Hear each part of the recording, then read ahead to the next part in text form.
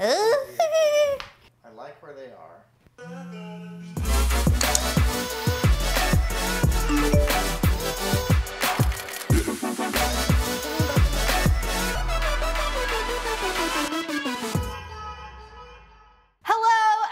I hope you are having a wonderful Wednesday. I'm not sure if you guys had a chance to tune into the Oscars on Sunday. I personally was unable to tune in because I was at a Life Night, St. Mary Magdalene, shout out, Gilbert, Arizona. I read a lot about the Oscars on the beautiful world of Twitter, got all the details I needed to know, felt like I was there, saw the commentary on outfits, on what people were saying, different people winning certain awards, all the speeches, all the fun, all the GIFs, memes.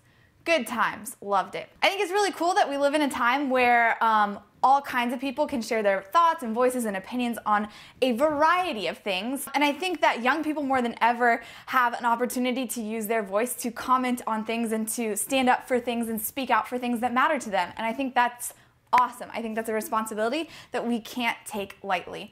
And I'm not just talking about things like the Oscars. I think more than ever, we're realizing that each of us has a voice, and that voice carries power and weight, and we can use that voice for a difference. We can use that voice for good. We can use it for change. There are 3 ways we can really work to make sure that we are doing that. The first way we can do this is by studying. I think that when we are standing up for issues, when we are speaking out on issues, we need to commit to learning about them. We need to try to understand every side of what we're standing up for or what we're speaking out on so that we can speak intelligently to other people who agree with us or who might disagree with us about whatever it is we are committed to standing up for. Number 2, we have to commit to the issues that we are standing up for, that we are fighting for, beyond the moment that they are trending. We can't just get swept up in an argument or a debate or an emotional moment just when people are talking about it. We need to evaluate what our truest convictions are and stand up for those consistently, not just when it's being talked about or when it's in vogue to talk about it.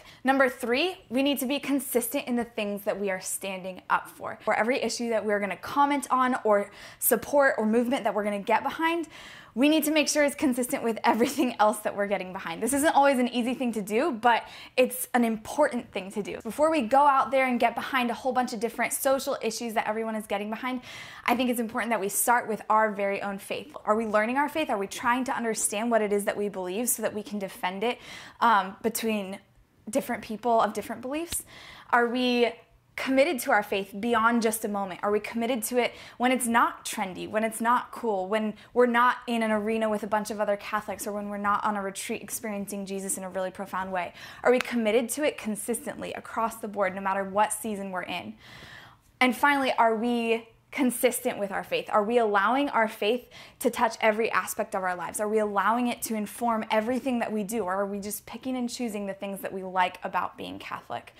I think this is where we need to start as activists. When we apply these principles to the way we're living our faith, it will become a lot easier to apply these principles to the ways that we are standing up for and fighting for justice in our world and fighting for good things in our world. I encourage you to really evaluate the way that you are approaching your activism, the way you're approaching the things that you care about, the issues that you're getting behind, and fight for good in those issues, starting first and foremost with your own faith.